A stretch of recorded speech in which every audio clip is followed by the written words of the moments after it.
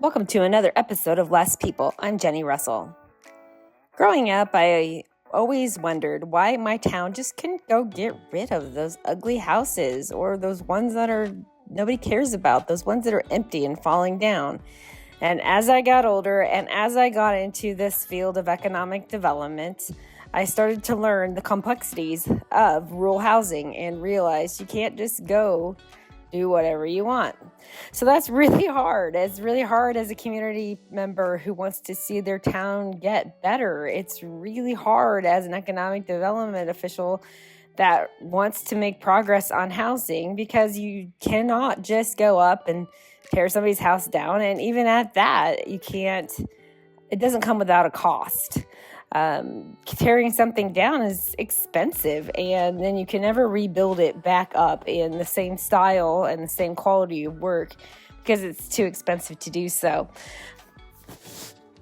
I was speaking about this to the architect in our office, who is our rural architecture lead, and we were talking about the Sears Roebuck catalogs that you used to be able to buy the home kits in. So there's a big, beautiful painted lady house in Belleville that came shipped on a train, I'm sure. And then they put it together like a puzzle, and it's still standing today. And I was talking about, why can't you just do that? Why is that not a thing anymore? And one of the things we decided is that used to be everybody was a skilled tradesman. Everybody needed to know how to build. Everybody needed to be some sort of a carpenter, and they probably didn't have a lot of indoor plumbing back in that day, so plumbers weren't necessarily a thing. Electricity might not have been a thing either. I don't know. But everybody had some sort of handiness, had some ability to be handy.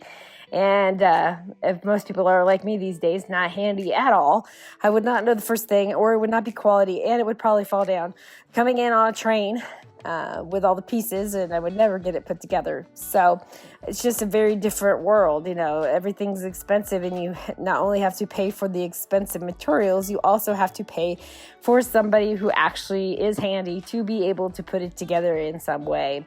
So darn, no houses coming in on trains. So what can we do as a town? It's so frustrating. I know some towns that are basically have property hoarders. They have house hoarders. There's been more than one community, more than one entire county, and just wasn't in the county. He was in the region. He just liked to go buy properties.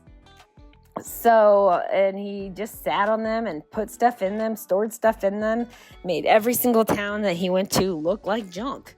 There's another community in the county that I serve right now, and that whole county is taken over by one man, or this whole town is taken over by one man, and he owns downtown buildings, and he owns houses, and I'm sure back in the day, that was fine, but as he doesn't take care of them, and as he gets more and more properties, it really prohibits people from being able to live there. There's nothing available, and there's no places to build businesses in the downtown because there's no buildings available. So I know those are all really big pain points for people.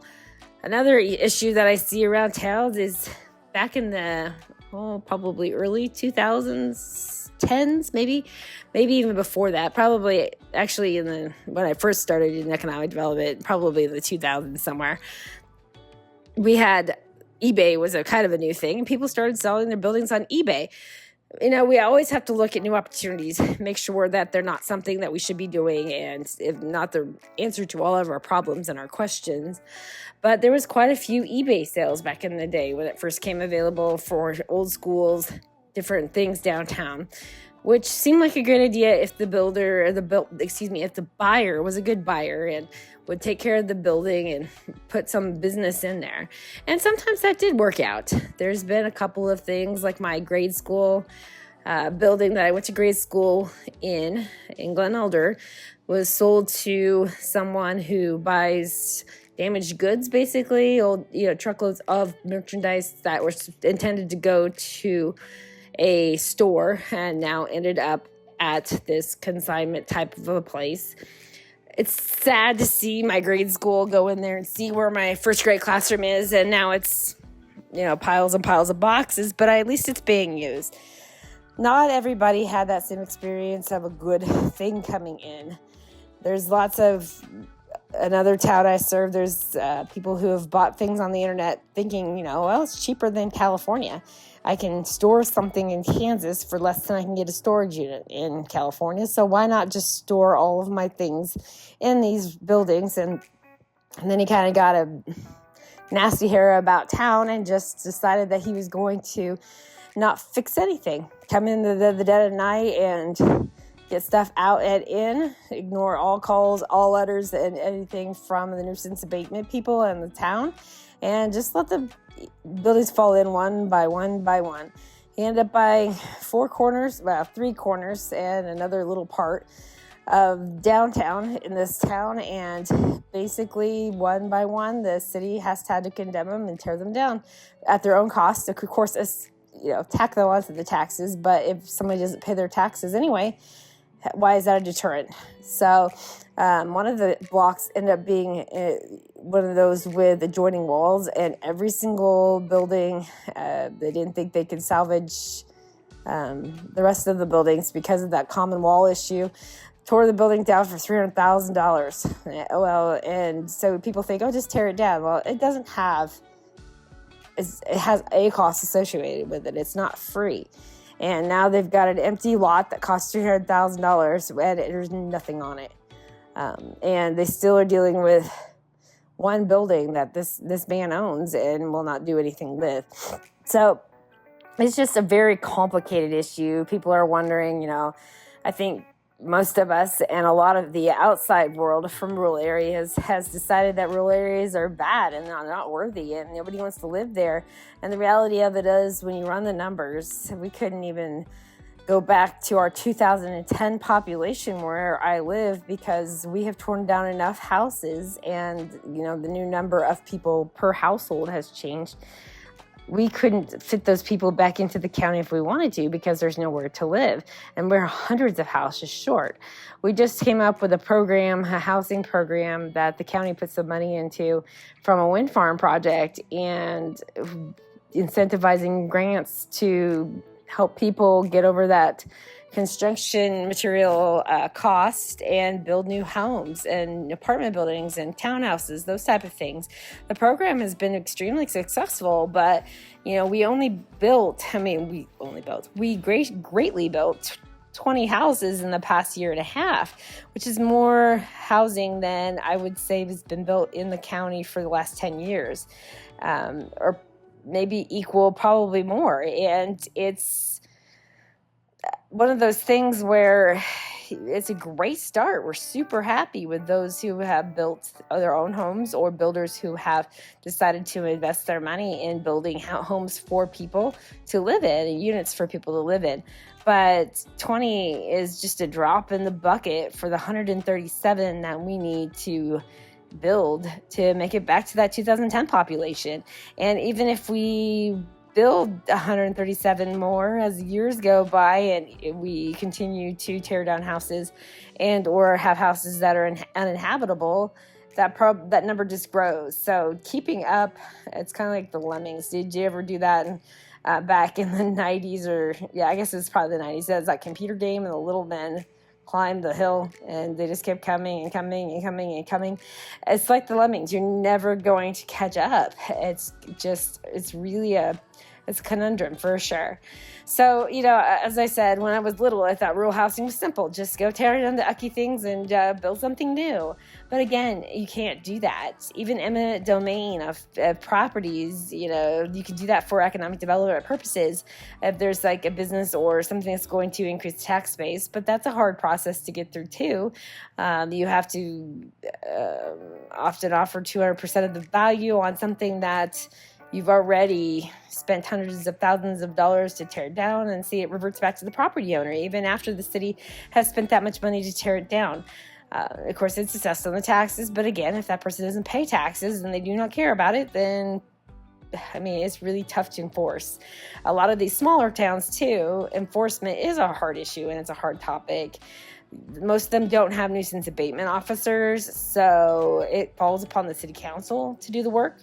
And if you're in a small enough town, and most of Kansas you are going to be, most of rural America you're going to be in a small enough town where you know almost every single person.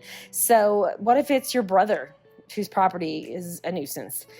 It's really tough as Joe on the city council to have to go tell your brother, hey, your property looks bad, clean it up.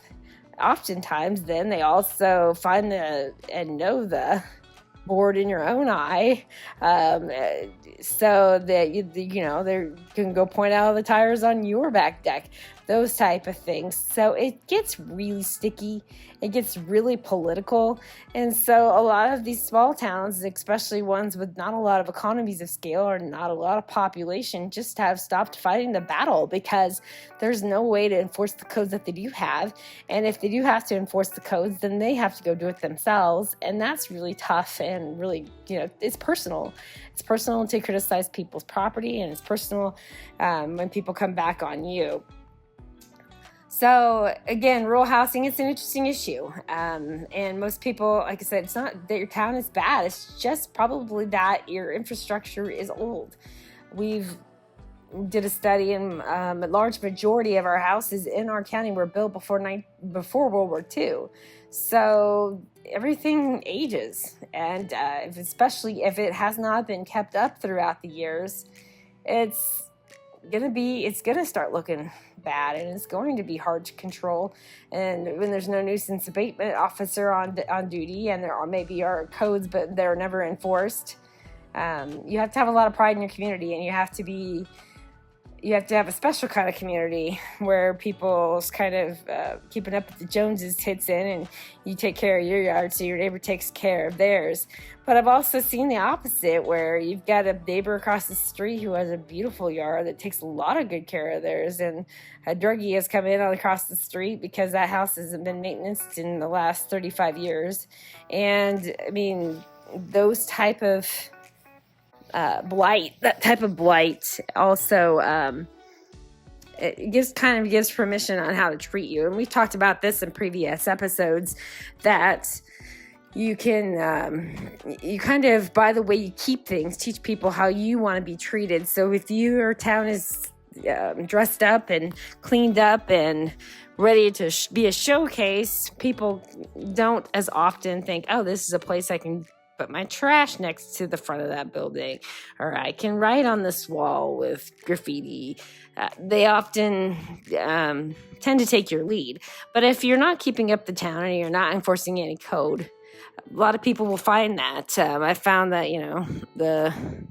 if you accept nuisance dogs in town, then 7 people move in with nuisance dogs, that kind of thing. So it's just really interesting, the dynamics of town, the code enforcement, and all of those things, how they influence rural housing. So food for thought on rural housing this week. We will probably be delving more into rural housing conversations because it is a nationwide issue. A lot of people think that's just a them issue. It's just a rural issue. But as you go throughout the whole entire nation, I've spoken about the Aspen Institute before, and the cohort that I got to participate in with the Greater Salina Community Foundation back in the mid 2015-16. And it was really interesting to be in a room with rural people from throughout the United States, rural Iowa, Illinois, Bakersfield, California, Minnesota. All of us were all throughout the United States, but we were all considered rural. And like I said, rural is very subjective. Are you Dollar General rural? Are you Walmart rural? Are you no Dollar General at all rural? There are very different levels of rural. It's amazing that we're all kind of looped in the same thing, but all of us ended up having very similar issues around childcare and housing. And of course, other issues as well, but childcare and housing were the big ones. And it's amazing to me all throughout the United States that we all had those similar problems. So if you're fighting this fight in your community, keep up the good work. It's a hard job. And people don't realize that you can't just go tear stuff down. You can't just go clean things up. You have to be able to go through the process and make sure that you're doing everything right, dotting your I's, crossing your T's, doing what's legal within the law, following the rules, all of those things when others don't have to, when those property owners just seem to ignore the rules and ignore what you're asking them to do and ignoring the nuisance abatement letter and the fine. So I appreciate you. I hope that you feel that through this podcast and you keep up the standards, the good work, and using things like land banks. If you haven't figured out land bank, go read up on that. We do have a link to the rural land bank presentation that our good friend Julie Lyon did. She's now in Kingman County. She is a great resource, done some great things with land banks when she was the mayor of Stafford, the city of Stafford in Kansas.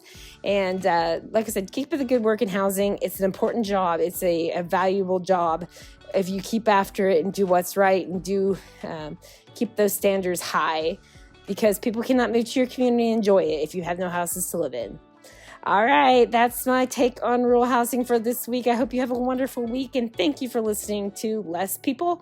We'll see you soon.